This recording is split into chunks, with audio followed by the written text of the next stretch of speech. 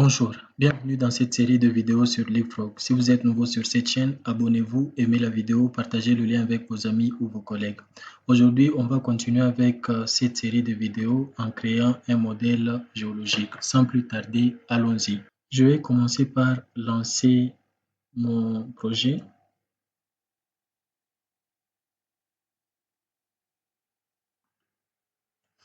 Mon projet est lancé et je peux apercevoir le trou de sondage. Donc, pour afficher le trou de sondage, ce que j'ai à faire, donc je vais nettoyer d'abord le graphique. Je glisse un champ de la table géologie, interval selection, et j'ai cette situation avec sa légende. Pour cacher la légende,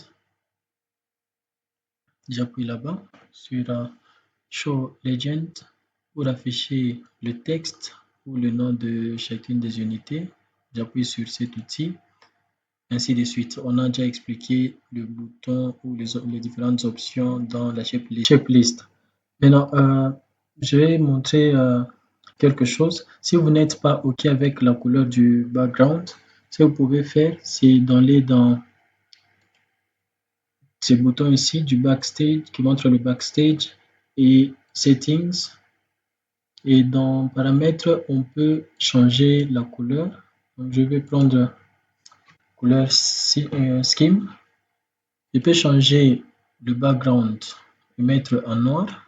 Donc, ça dépend de votre préférence. Je peux changer aussi en blanc. Donc, je vais utiliser le blanc. Pour moi, bon, ça me va. Je ne sais pas pour vous, vous pouvez changer. Vous pouvez soit changer là-bas. Vous pouvez mettre une couleur de votre choix, comme ça, ainsi de suite. Donc, moi, je vais laisser prendre cette couleur. Et pour la création du modèle géologique, on va utiliser le dossier Geological Models. Donc, sur ces dossiers, je fais un clic droit et je prends l'option New Geological Model. Voilà, on va créer notre modèle géologique et quand on fait un demi-clic sur le dossier Geological Model, on a cette fenêtre. Et sur cette fenêtre, on demande comme première chose de base lithology, donc la colonne à partir de laquelle ou la colonne qu'on va considérer. Je vais prendre Interval Selection. Dans Interval Selection, si vous n'avez pas suivi les vidéos précédentes, allez suivre les vidéos précédentes pour comprendre comment est-ce qu'on a créé ces champs ici dans la table géologie. Et après ça, si on a déjà des filtres, on peut filtrer, garder que les données bien filtrées. Donc, dans les vidéos suivantes, on pourra montrer comment créer des filtres. Et autre chose, c'est Surface Resolution. En Surface Resolution, on a expliqué ces concepts ici lors de la création de la surface topographique. Et on a aussi expliqué Adaptive. Donc, allez suivre ces vidéos-là pour comprendre certains concepts dans de fenêtres comme celle-ci.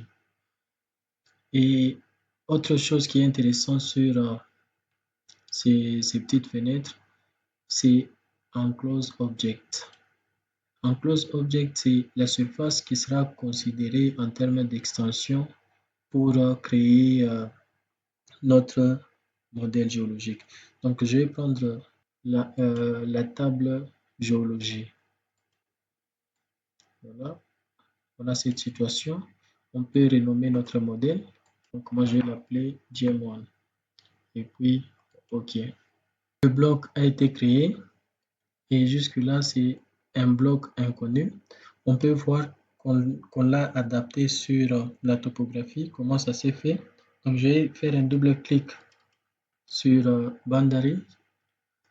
Et sur Boundary, regardez cette option qui est cochée, Use Topography. Donc, si je décoche Use Topography, regardez ce qui va se passer. On a juste un cube. Donc, j'ai retourné l'option Use Topography pour que ce modèle représente un peu la réalité.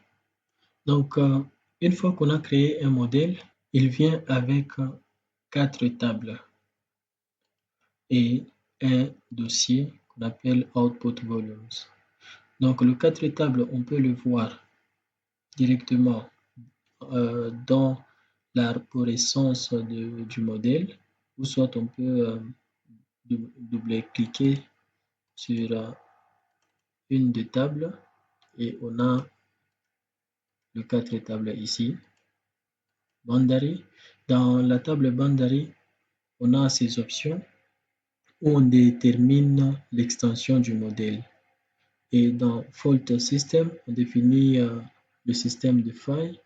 Et dans Lithologies, on a les différentes unités lithologiques et la chronologie, on va arranger selon la succession de différentes lithologies. Et dans lithologie, ici, on peut voir qu'on a une lithologie qu'on n'avait pas dans notre table Geology. C'est au fait le bloc ici, le unknown. Donc, au fur et à mesure qu'on aura créé les différentes surfaces ou les différents volumes, ils vont aller découper le modèle ici jusqu'à ce qu'on on aura la lithologie qui va remplacer le bloc ici inconnu. Ok, je vais faire OK. Et pour créer nos surfaces, on va utiliser la table Surface Chronology. On va faire un demi-clic dessus et on va subdiviser, on va créer nos différentes surfaces. Je signale ici que avant de commencer toute opération de modélisation, déterminez votre stratégie de modélisation, identifiez la couche la plus jeune et commencer par là. Et pour ce projet, la couche la plus jeune, c'est OVB.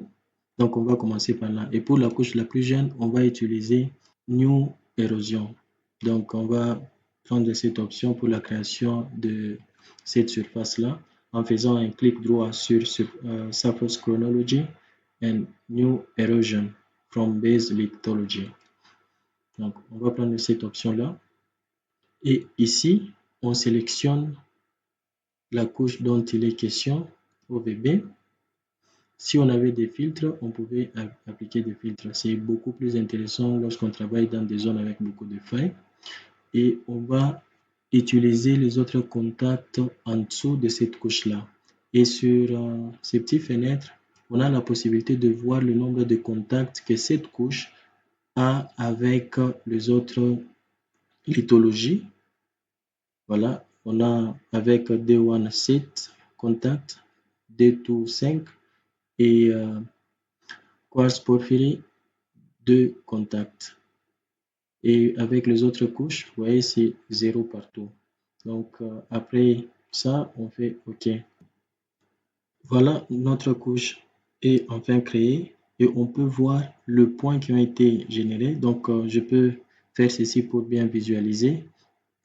D'abord, je vais éteindre les autres unités et je vais laisser rien que OVB sur le trou de forage. Je vais mettre le bloc en transparence. Je vais afficher le trou comme ceci. Et j'ai le point qui a été créé, le point de contact. Donc, si j'enlève le trou comme ça, vous voyez le point de contact qui a été créé pour générer cette surface. Donc, je peux mettre la surface et la surface est là. Si je fais un double clic sur Boundary, ou je peux le faire sur le modèle déjà, comme ceci, j'ai cette fenêtre. Et sur cette fenêtre, qu'est-ce que je peux prendre comme renseignement? Donc, le Base Lithology qui a été utilisé, c'est la table géologie avec comme champ Interval Selection Group Strat qu'on a créé lors de la vidéo précédente. Si vous n'avez pas suivi cette vidéo-là, allez voir avant de continuer avec celle-ci. Donc, le base lithologique qu'on a sélectionné lors de la création de ces modèles, il est impossible de changer. Donc, du coup, avant de sélectionner, prenez toutes vos précautions parce qu'il est difficile de le faire, de changer ces bases lithologies. Dans les versions récentes, c'est possible de les changer, mais avec beaucoup de précautions. Et Surface Generation, donc ici, sur cette partie, on a la résolution avec laquelle cette surface a été générée, donc la taille de triangle. Et ici, on a le Snap Data. Donc, sur ces Snap Data, on peut snapper sur toutes les données, on peut snapper la surface sur toutes les données que nous avons, ou on peut éteindre carrément le snapping, ou soit on peut snapper sur le drilling only. Mais le drilling auquel on va snapper, c'est le drilling qu'on utilise dans, dans notre projet ici. Ok, donc je vais prendre l'option, donc on va prendre le drilling only, on peut augmenter le maximum distance. Mais ce qui est beaucoup plus intéressant, c'est cette option, le exact clipping. Le exact clipping, lorsqu'il est activé, les surfaces du modèle sont générées sans les étiquettes qui dépassent les limites du modèle. Et ces paramètres, il est activé par défaut quand on crée un modèle géologique. Mais si vous souhaitez voir comment les surfaces intersectent les limites du modèle, il faut décocher cette option ici. Donc, on va essayer, voir ce que ça donne.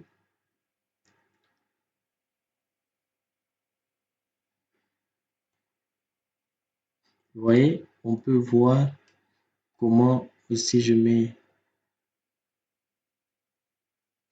on peut voir comment la surface intercepte le bloc modèle.